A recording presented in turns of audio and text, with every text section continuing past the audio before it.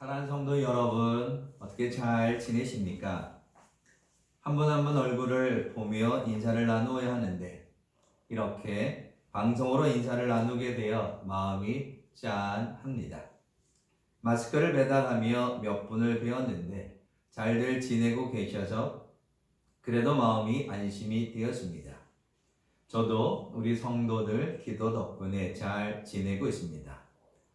동영상을 보시고 여러분들이 목사님 머리가 더 휘어졌다 하더라고요. 걱정하지 마십시오.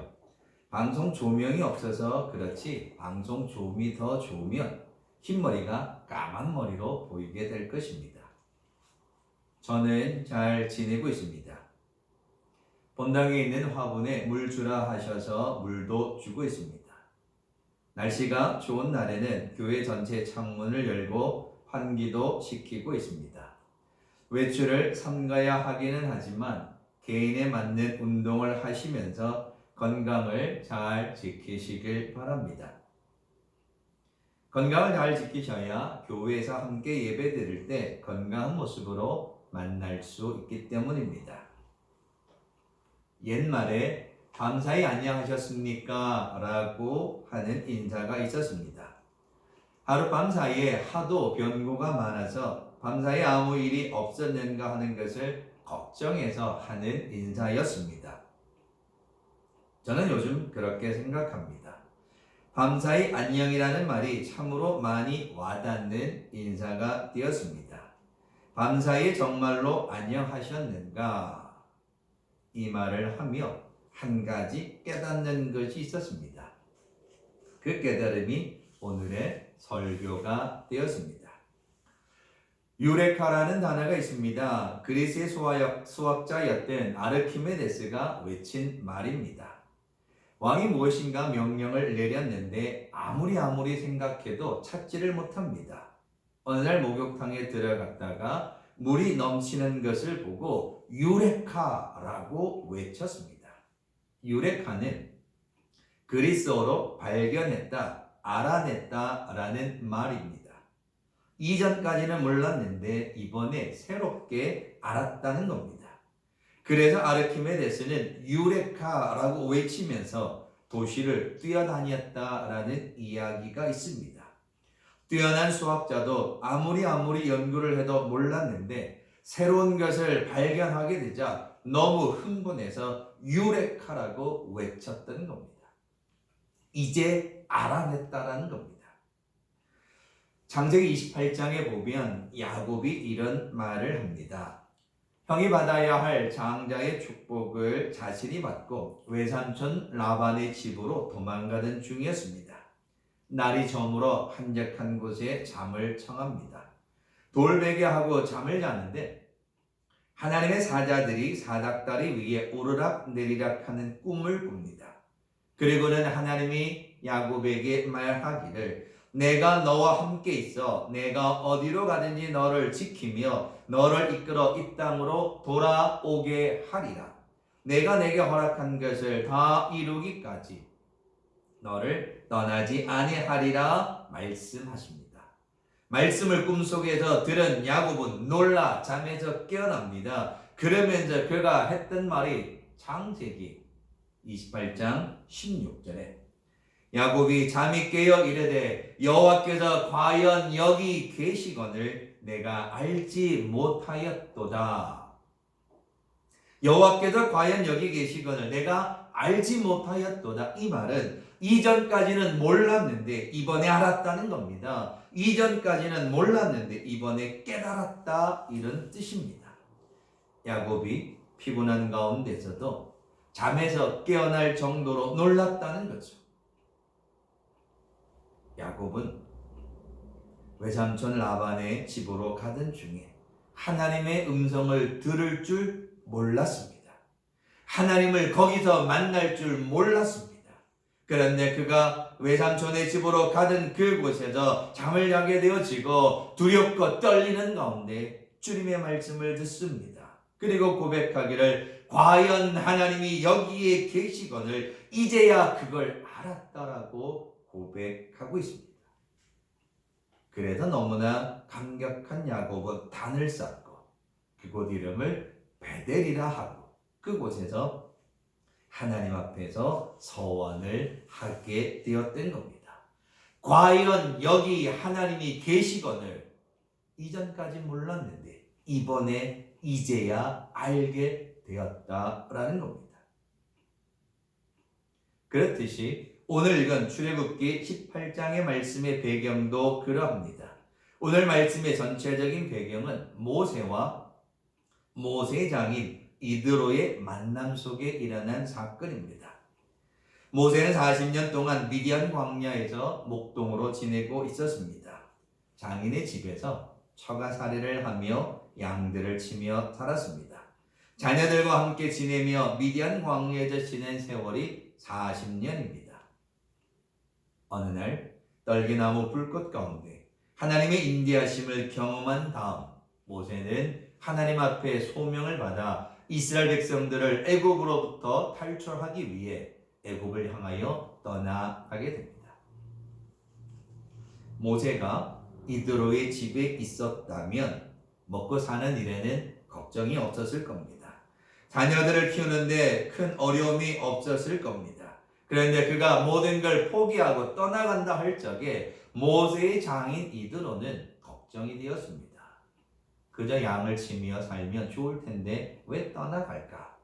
모세가 떠나가는 이유를 잘 몰랐습니다. 세월이 지난 다음에 모세의 장인 이드로가 모세의 아내 시보라와 아이들을 데리고 모세를 만나러 오게 됩니다. 모세를 만난 이드로는 모세가 하는 이야기를 듣기 시작합니다. 오랜만에 만났으니 그동안의 모든 이야기들을 하나씩 이야기합니다. 출애굽기 18장 7절에 모세가 장인 이드로와 식구들을 장막 안으로 데리고 들어갑니다. 그러면서 일상적인 대화를 나눕니다. 그동안 잘 지냈느냐? 어떻게 살았느냐? 대화합니다. 그리고 나서 모세는 지금까지 있었던 모든 이야기를 이드로에게 들려줍니다. 8절 말씀에 모세가 여호와께서 이스라엘을 위하여 바로와 애굽 사람에게 행하신 모든 일과 길에서 그들이 당한 모든 고난과 여호와께서 그들을 구원하신 일을 그 장인에게 말하매.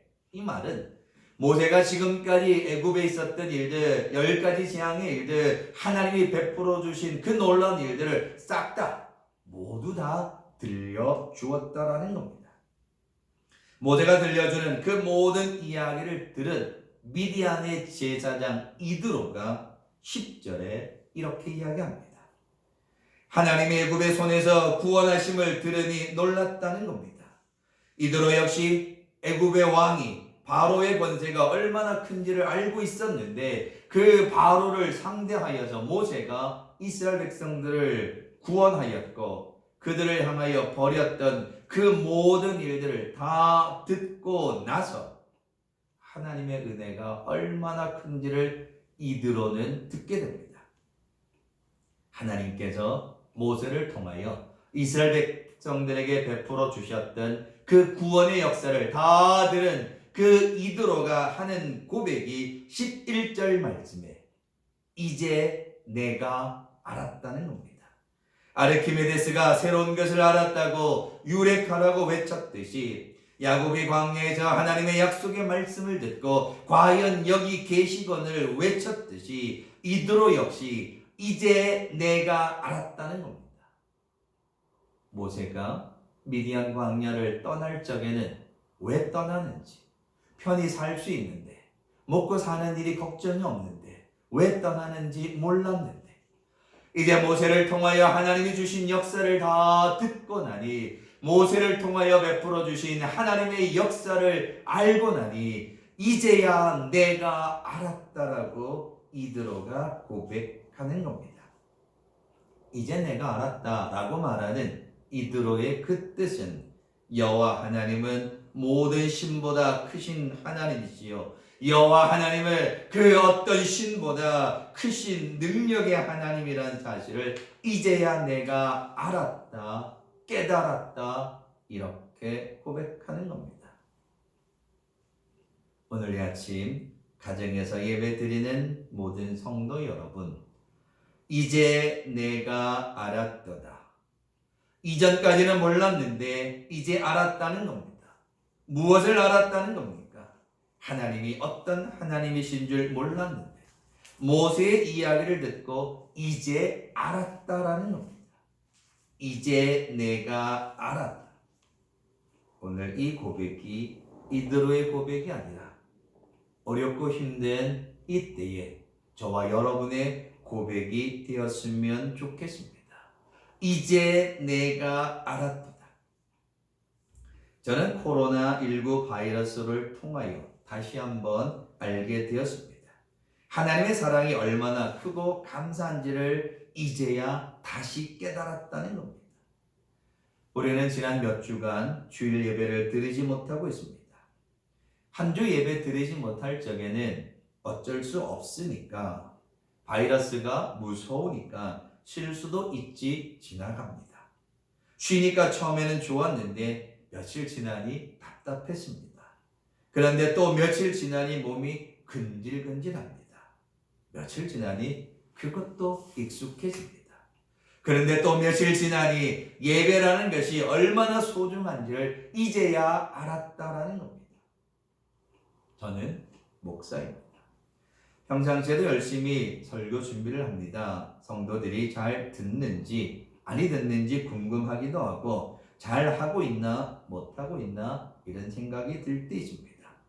그런데 몇 주간 설교를 하지 못하고 있으니 이렇게 소중한 설교를, 하나님의 말씀을 선포하는 이 사명이 얼마나 소중한 사역인지를 다시금 새삼 깨닫게 되었다라는 겁니다. 힘들 때는 설교 한 주 누가 대신해 주지 않나 생각한 적도 있었습니다. 그런데 몇 주간을 지나가다 보니 너무 교만했다는 것을 이제야 알았습니다. 어떤 이는 말합니다. 교회 가는 것이 일상의 생활이었는데 이것을 할 수 없으니 견딜 수 없다는 겁니다. 그래서 교회 가는 것이 너무너무 기다려지고 내가 앉았던 자리, 내가 바라보았던 교회 십자가, 평상시에는 주일이니까 당연히 교회 가고 찬송하고 예배 드리던 그 일이 이렇게 소중하다는 것을 이제야 알았다라고 고백합니다. 평상시 마트에 가고, 평상시 아무런 걱정 없이 운동하고, 평상시 마음껏 보고 싶은 사람 만나 이야기했는데 이번에 바이러스 때문에 아무것도 하지 못합니다. 일상의 삶이 깨어졌습니다. 그런데 하나님은 일상이 깨어지는 삶을 통하여서 나의 평상시의 그 일상의 평범한 삶이 얼마나 소중한지를 우리로 하여금 이제야 깨닫게 하셨다라는 겁니다. 마트에 가는 일도 감사해요. 운동하는 일도 감사해요. 성도와 친구와 만나 마스크하지 않고 눈치 보지 않고 마음껏 수다 떨고 웃고 했던 것이 얼마나 감사한지를 이제야 깨닫게 하셨다라는 겁니다. 그래서 저는 이제야 알았습니다.